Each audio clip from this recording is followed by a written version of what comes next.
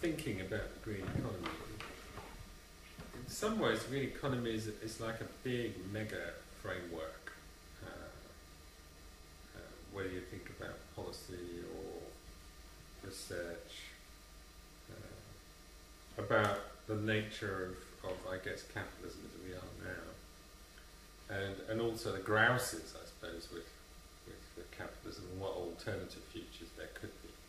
So I guess that what people have been talking about is it possible to have something called sustainable capitalism? And there are books by people like Jonathan Porritt about that. So can we sustain what we've got? And in what sense is it? So if we look at what the green economy is about, in very general terms, it's about all the economic activity associated with tackling climate change, improving the way we use resources, particularly energy, and also preserving biodiversity, and generally using resources better than we've been doing, conserving things. So in some ways it's about everything and all things at the same time.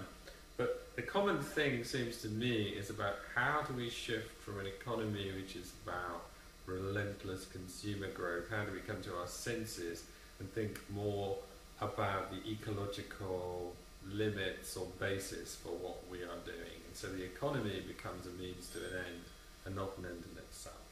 So I think if we look at these frameworks, there is an economics of tackling climate change, and much of it there has to do with whether or not we can afford to tackle climate change. How much does it really cost in the long run?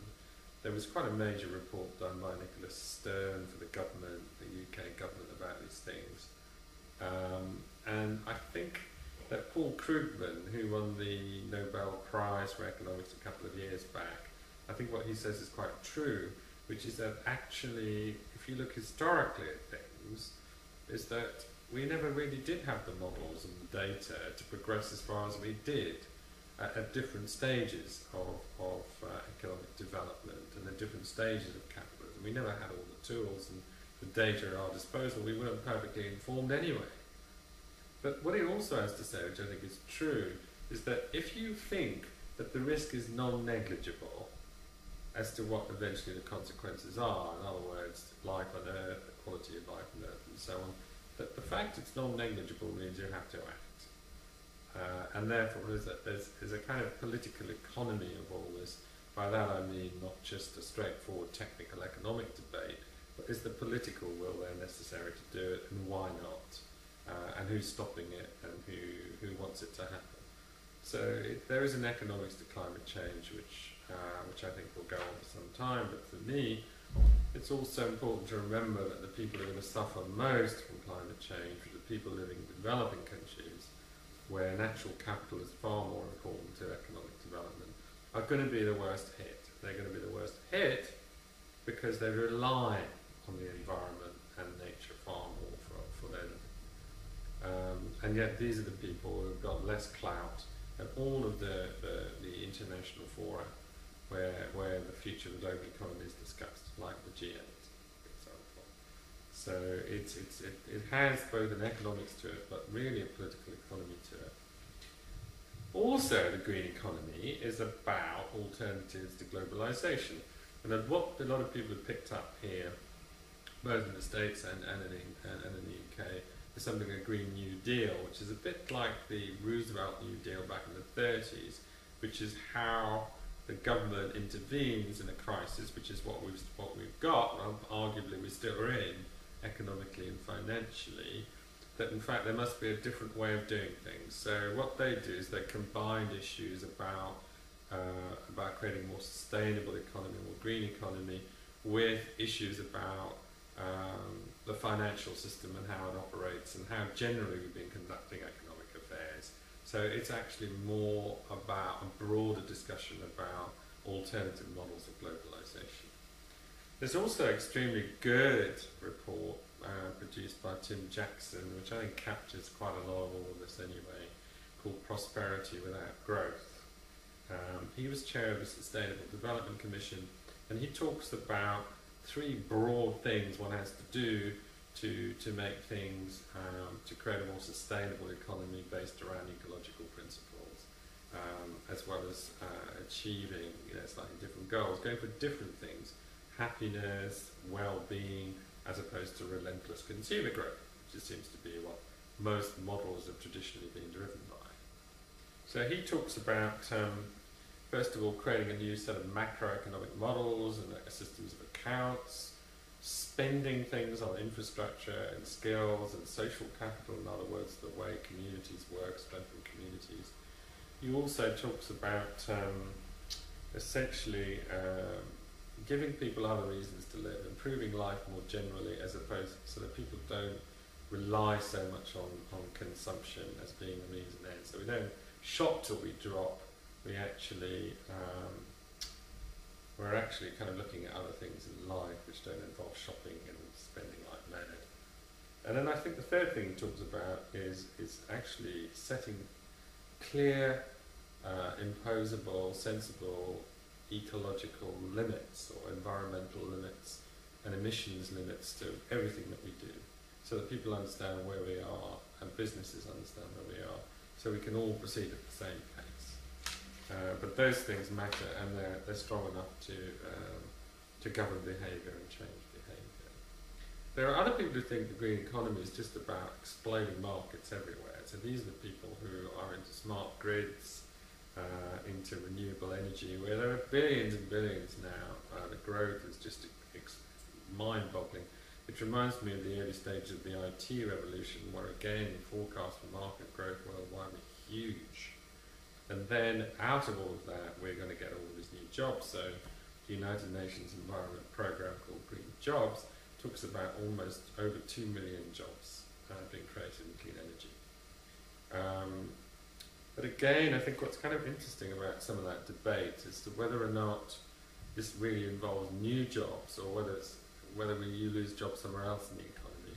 So there's been while Spain, for example, has been lauded for its clean energy policy and creating this kind of clean energy industry, people would argue that the government support for that, and particularly the feed-in tariff policies over there, have actually diverted job creation from other sectors of the economy, and the effect in the end of the day is net job loss. So that's always a consideration, these green jobs. I think that my own approach to it is something I call the green knowledge economy, which is simply saying we've got to start from somewhere, and actually what we're living in is a knowledge economy where most of the wealth creation has come from what we would describe as the exploitation of intangible capital, which is what you know and who you know. In other words, the knowledge of the workforce and entrepreneurs and so on, and the relationships between people. So in other words, it's the relationships between suppliers, customers. All of these things are more valuable, brands, reputation. All of these things are intangible, and these high levels of skills and these types of intellectual property and so on, those things have been the main drivers of economic growth for the last 25, 30 years. That's why we refer to it as a knowledge economy, because it's intangible. At the same time, that agenda got captured, I think, in the 1990s and became all about global competitiveness. So the knowledge economy became equated to competitiveness. But it doesn't need to be. It could also be a knowledge economy which delivers on sustainable development, and taking that seriously. Secondly, it's a knowledge economy which can become potentially more physical, because a lot of the infrastructure development you're looking at, in other words, waste, water, transport systems, all of these different infrastructures which are becoming more important where the growth is those are becoming smarter, more technologically sophisticated, and they're going the same way that the telecommunications system went. And what we're looking at there are huge network marketplaces where all the activities are occurring. But associated with that are also not just new jobs, but opportunities, for example, decentralize some of that activity. So you see more micro-regeneration, more community-based regeneration of power, and possibly the breakdown of monopolies if we can only let it happen to us. In terms of skills, I think it's interesting because it's not all about graduate. It's a green-collar job. To me, it's also a job. It can be somebody doing gardening or horticulture or permaculture over there. It can be the guy that actually is building the wind turbines. So it's manufacturing back again, as well as environmental specialists of all sorts. What I found it quite I find it quite interesting that it will shift, the green economy is more about a shift away from purely about graduates and more about intermediate, supervisory, skilled craftsmen people, and also a lot of very basic jobs. So altogether it's far more inclusive. So rather than just one sector of the economy doing a lot of work, like finance and business services or advanced engineering, generally it's a more balanced and inclusive economy, which apparently what this government's looking for. Certainly in the UK, everything's about balance. And in that case, the likelihood is it's going to develop more evenly across the country if it develops a manufacturing base and so on. So, in sum, the green economy is about these very big models, very big frameworks about the nature of capitalism. It's about models of economic development. It's about shifting to ecological principles. And there are a lot of books written about these things at the moment, and that's what the discussion's been about. So that, to me, is really what the green economy is about in the very first instance. I don't know what that's about economics. I think the green economy is also about the sustainability of populations. I think population can be a dirty word, especially when you talk about it in relation to immigration. Historically, the kind of view of population was that there were always limits to population growth. There's a guy called Malthus who talked about this, that if there was that the population could only be fed, and I mean literally fed, in terms of food supply, up to a certain point. After a certain point, there was enough food to go around, in which case what you had was starvation, battles, everything else, which actually reduced it and kept to a nice ceiling, a finite limit, that was sustainable. Well, we know now, what with technology and everything else, that we moved on a long way since that. But I think the debate about it is quite interesting. So there's been work done saying, okay, if we were to measure everybody's ecological footprint, in other words, let's look at how much of the world's land area and cultivable land area we need to sustain all of our consumption habits, particularly food, and everything else we consume, so all the resources we need from mining, all of the things that need to be grown and farms and so on, everything that we use by way of the world's resources and all the area that as individuals we need to live on, so it's our little patch of the earth, if you like, of the planet that would sustain us, is that calculations people have done what they've shown is that if every single person on earth had the same consumption habits and consumed as much as the average British person does, we'd need 3.5 planets basically to sustain us. In other words, we consume far more. We're always in ecological deficit. We're consuming far more than what's sustainable. Now, some calculations that have been made suggest that the sustainable population of the UK, based upon all of this ecological footprinting, is more like 17 million. And in fact, population at the moment in the year 2010 is 60 million. Now, if you project forwards to that, and you go to 2050, when it's projected in 2030, it's projected to get to 70 million, well, we'd still be 43 million too many, even if we met all our carbon emissions targets. In other words, we have a population that's too big if we consume as much. And anybody who knows the most simple thing on arithmetic would say, either you consume half as much, or you halve the population. Something's got to give. And right there, that's interesting, because the second option about halving the population takes you all the way into family planning, but then you've got to say to yourself, what do we do about the ageing population? Do we kill people off? Do we bring in voluntary euthanasia? What do we do? And I guess the other thing is can we consume half as much, which is probably the better option if you think about it morally, that we just actually consume less, but will we abandon our comfortable lifestyles? And that is a big problem. So part of the new economics of the green economy is about managing population growth, and can we abandon these different lifestyles and so on. And the costs, the economic costs are huge in terms of providing services and everything else, like schools, like health, everything else. We keep doing that. But it's really unbridled consumption, consuming too many things. At the end of the day, that's the problem. So how do we get around that?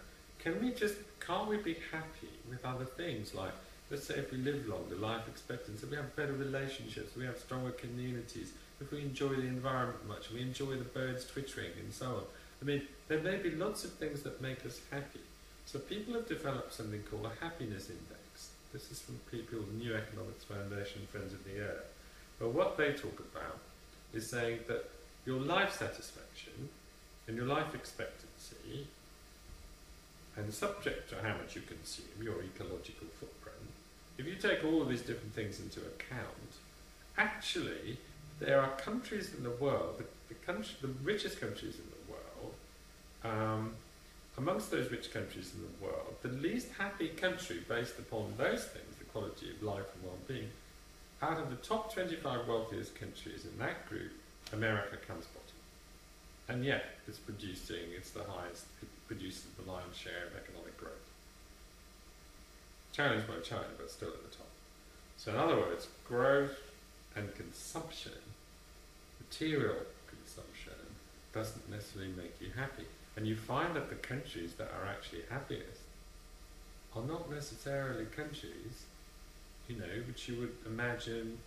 You wouldn't go there because there's lots of TV, and you wouldn't go there because there's lots of fast cars, or you wouldn't go there because there's lots of fancy restaurants. Their consumption levels are quite low.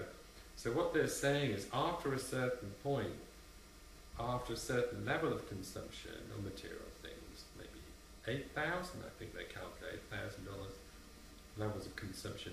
After that point, things go the other way, but you need other things to make you happy. And you would have thought that's pretty damn common sense, really.